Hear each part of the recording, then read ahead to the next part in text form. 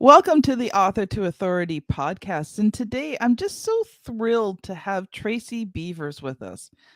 I have been using a new software called Podmatch, and just such amazing people have I been meeting on that network. And Tracy's one of those people. And when I kind of checked her out, I thought, she's someone that I really want to have on the show.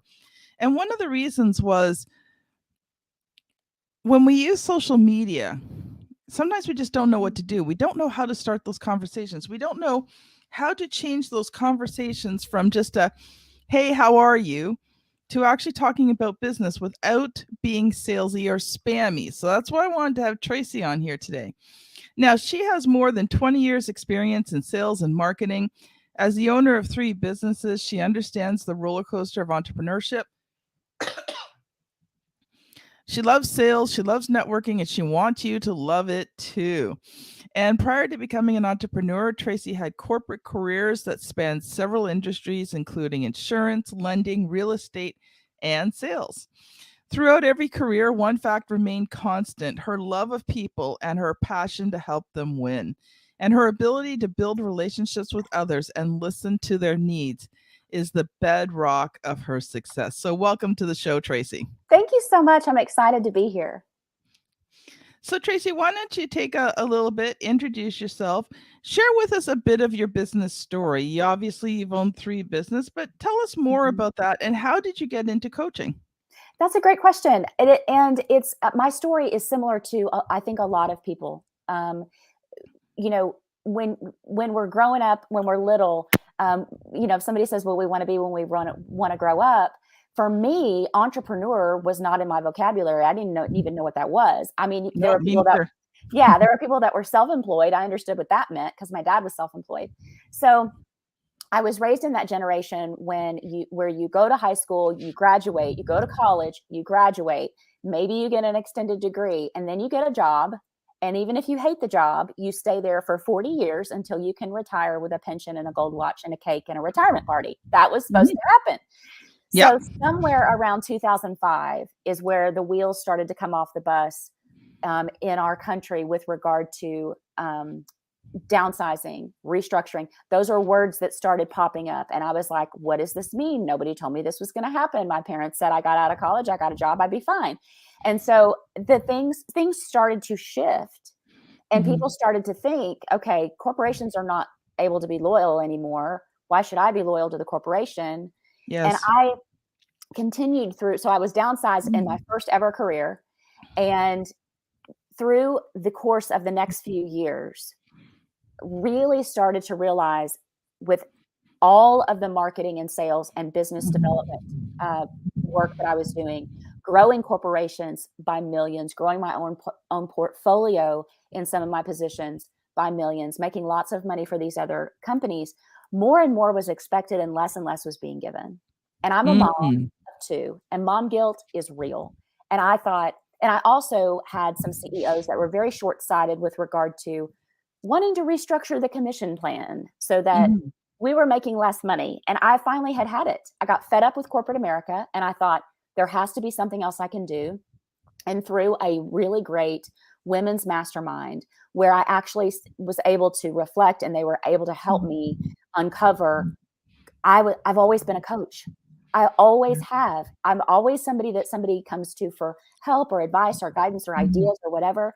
And it took some really great friends of mine to say, you need to be a coach. And I intended to be a life coach when I first started out. And it was a good fit. And I still have a couple of life coaching clients, but truly for me, business and sales is my jam. And especially Yeah. building in the online space. It's completely different than building a brick and mortar business. I've helped Mhm. hundreds of entrepreneurs from startup to second stage Mhm. $1 million, growth in the brick and mortar space and online. And they're just 2 very different things. So I Yeah. fell into coaching pretty much because I got fed up with corporate America, and I really wanted to use my gifts and talents to help people. You know, it I always find it funny with corporations. They want the money, but instead of investing money into building their staff, rewarding their staff properly, giving them the things they need to be successful, they think they're going to make more money by taking everything away. Mhm. And all that ends up doing is you lose the people who could probably have, sent your business through the roof because you weren't giving them what they needed. Yeah, exactly. It's kind of like they shoot their own foot Mhm. and then complain, oh, well, sales are down. Well, if you don't reward your top people, Mhm. that top 20% that are bringing in 80% of the business, Yep, exactly. And even as entrepreneurs, you have to look at your team members. Now, I Mhm. do believe in fairness and equal pay, but there are certain positions within your company where you have people who are extraordinary Mhm. and they keep your business running. So you want to make sure that these people are rewarded because they're going above and beyond. Be fair to everyone, Yes. you know, give everyone a good, generous wage as much as you can. Mhm. But there are some who are exceptional that if you reward them properly, find out what motivates them, supply that needs, give them room to grow and change, Mhm. then those people will stay and they will grow your business faster than you ever thought possible. Right. Right. So, Tracy, I know you've come today prepared to talk about creating authentic connections through DMs. Mhm. And sorry, everyone, I got a bit of a cold here. I'm going to let Tracy loose here to talk about that. I'm not going to talk as much today. Tracy, just take it away and talk about how do people do that? Yeah, sure. Thank you so much. It is a strategy that I teach. Building in the online space, we have to have visibility to attract our ideal clients to us. And we have to build our email lists Yeah. because when we create things in the online space, we've got to have people to sell them to. So the email list is my goal. Every single strategy that I teach, every single thing that I go to do in my business daily, my thought is all roads lead to list building. How is this activity, what I'm spending my time on, going to grow my email list? And having authentic conversations in the direct messages or private messages of Facebook, Instagram, LinkedIn, wherever you are, is a great way to grow your email list. And a lot of people don't think about it that way. The other thing they think about is anytime I say DM conversations, immediately people are like, all I get is spam. People just want to spam me. They want to send me cold spammy messages. And this is true. There are unfortunate people out there that are cold spamming DM messages, and it breaks my heart. I get them and I want to try to save them. And I know I can't because they're probably not going to listen to me. But I actually did that one day last week. Uh-huh. Somebody just spammed me and I said, do you really think that approach, spamming people, is going to get you anywhere? Right. And then he messaged me back. He's like, I'm not spamming, but make sure you buy my stuff. I'm like, Yeah. you just don't get it. Here in the South, we say, bless their heart. Just bless your heart.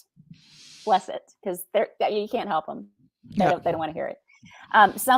Somebody taught them that strategy somewhere, and unfortunately it's still continuing. But there is a way to make true connections online that benefit both parties and truly work to build the email list. And I'll give you an example. So I have a free Facebook group full of entrepreneurs.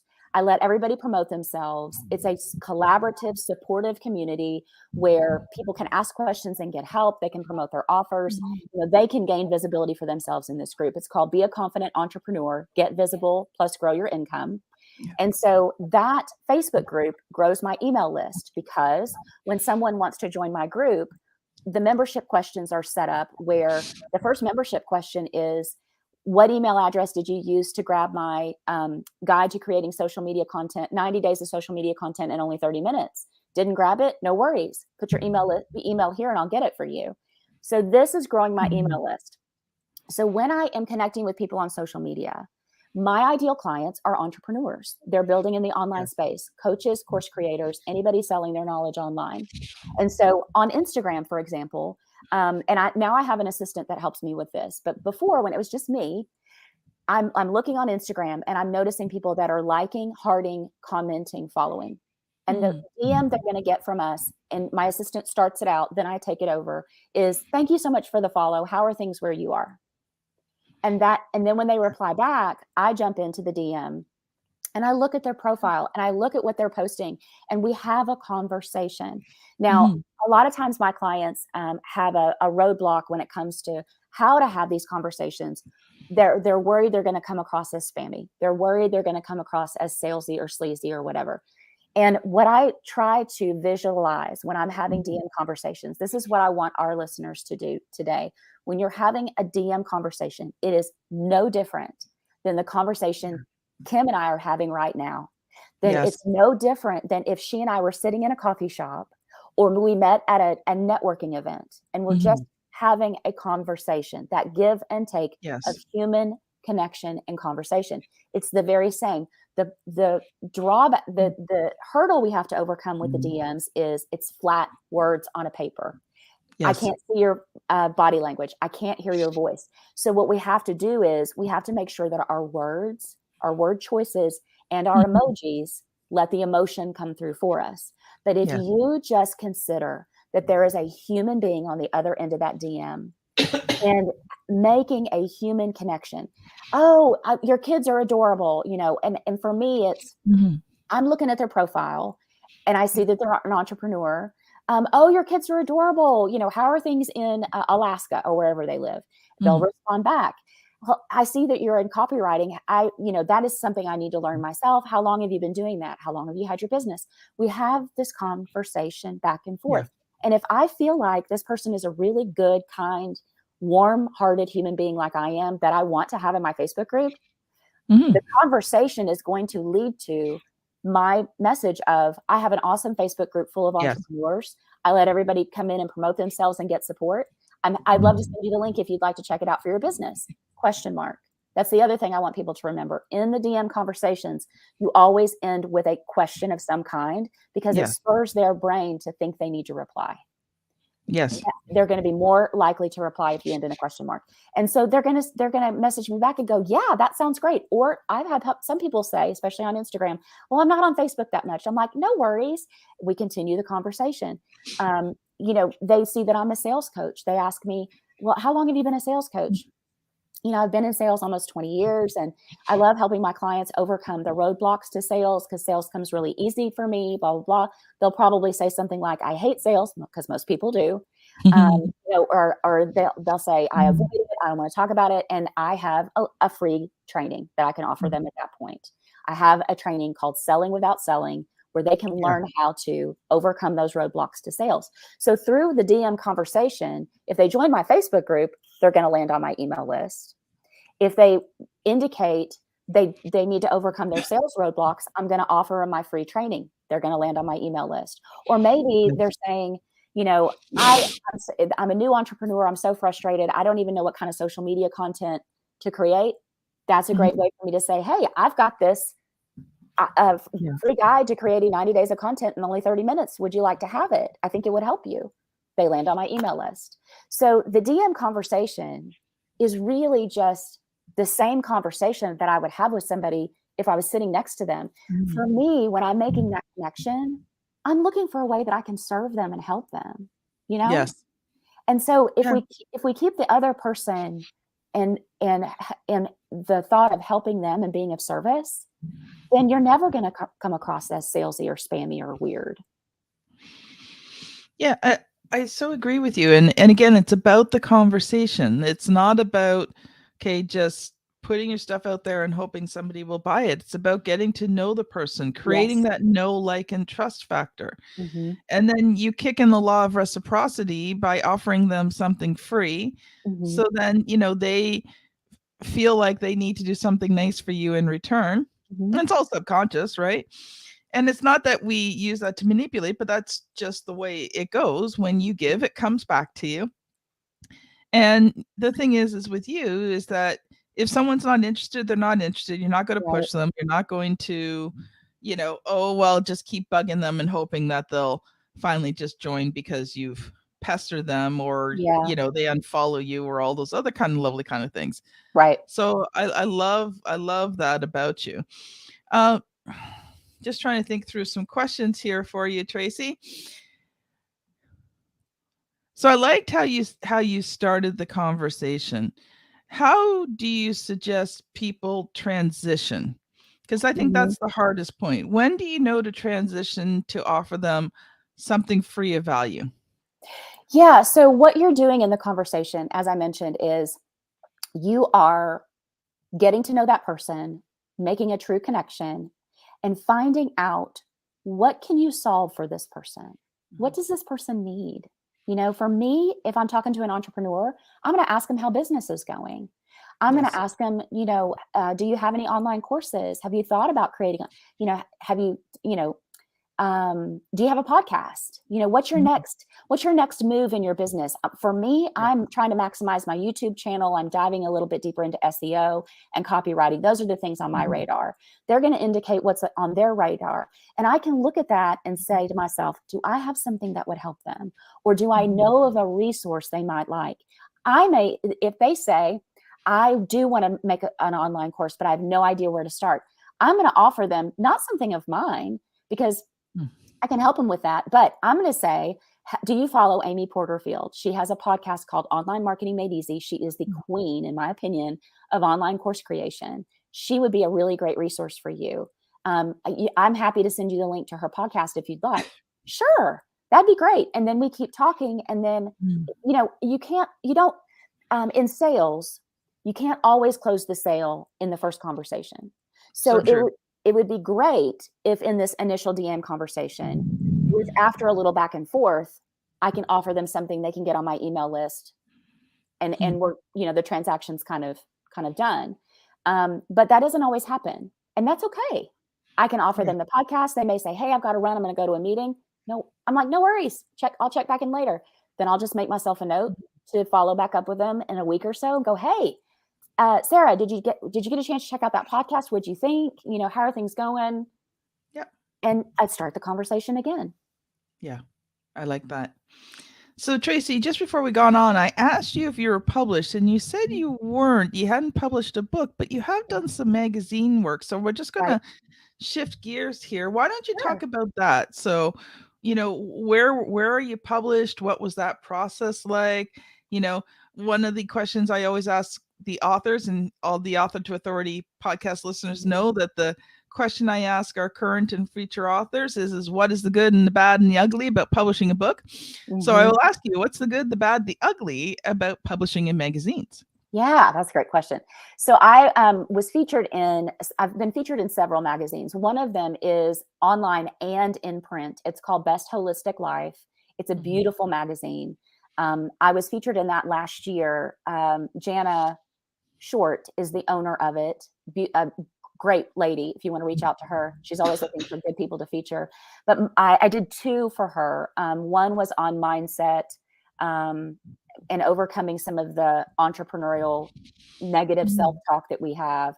And then the other one was all about sales and how Mhm. people avoid it. They don't want to talk about it. They have the roadblocks to it. They're afraid they're going to be spammy and salesy, and how we can overcome that by learning how to sell without selling. So that was really cool. And that was a fairly easy process.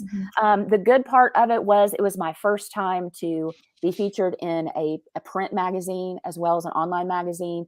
Jana and her team made the process really easy.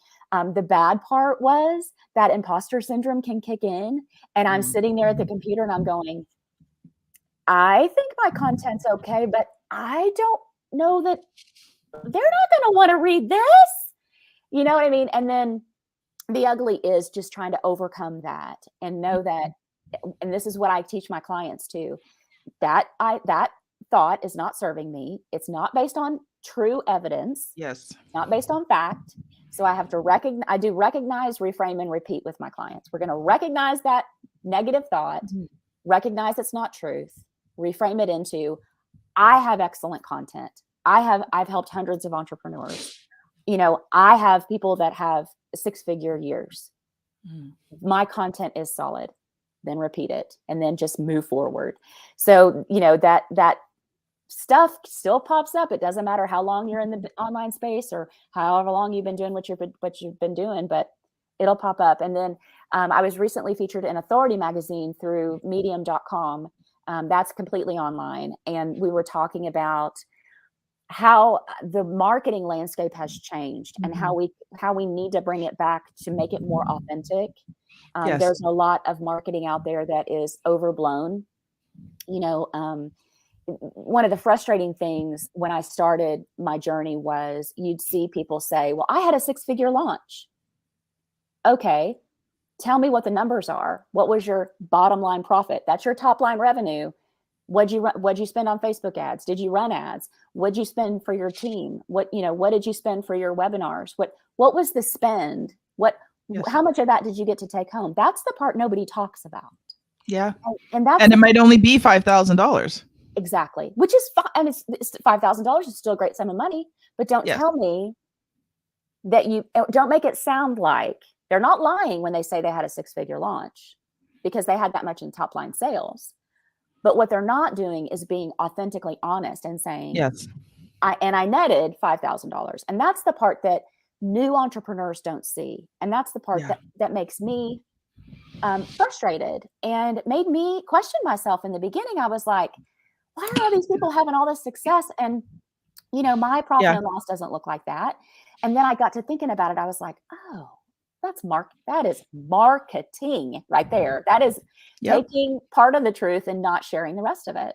And so that's what that article was about. And that process, that was a long process. I had to pitch them for it and submit some stuff and all that. And again, I had a little bit of, questioning myself as I was writing my content. Is this going to be good enough? Is this what they're looking for?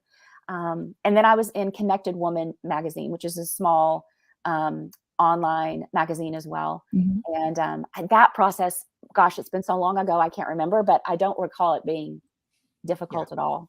So, and they approached me, which was neat.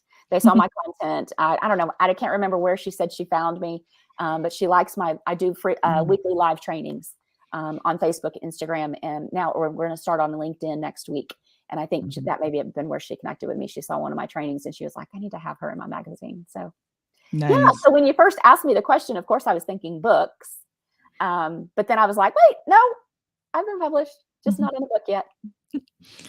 And you talked about imposter syndrome, and that's something that's very important for entrepreneurs to recognize, is the fact that everyone at some point goes through imposter syndrome, no matter how big you are.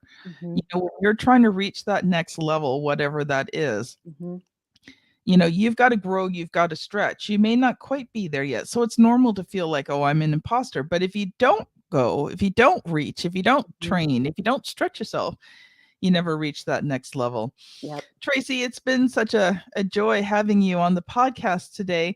If people have been listening to this and they want to connect with you, what is the best way for them to connect with you? And you had talked about some of your different freebies. How can people access that? For sure. So I have a free training, a short video and guide that talks about how to have authentic conversations in the DMs. That's really easy to grab. Go to tracybeavers.com. It's TRACY, Beavers like the animal.com/DM and grab that. And then my Facebook group is amazing. We have over 1,500 entrepreneurs in there. It's very supportive. People can get help. If you're looking for help with your website, if you're wanting to check out a new email service provider, if you're wanting to get eyes on your sales page or your masterclass registration page or whatever it is you've got going on, post in my group. And then when you get the masterclass registration page all set and you're ready to launch, come back in and promote it. Everybody in there is really helpful. It's called Be a Confident Entrepreneur, Get Visible, plus Grow Your Income. And all I ask is they answer the membership questions when they come in so that I can make sure that they're a real live human being and not one of those bot accounts that we're all afraid of. Awesome. Well, thank you so much. Thank you. This has been great. This has been Kim Thompson-Pinder and Tracy Beavers on the Author to Authority podcast. Thank you so much for listening, and we'll see you on the very next episode. Bye now.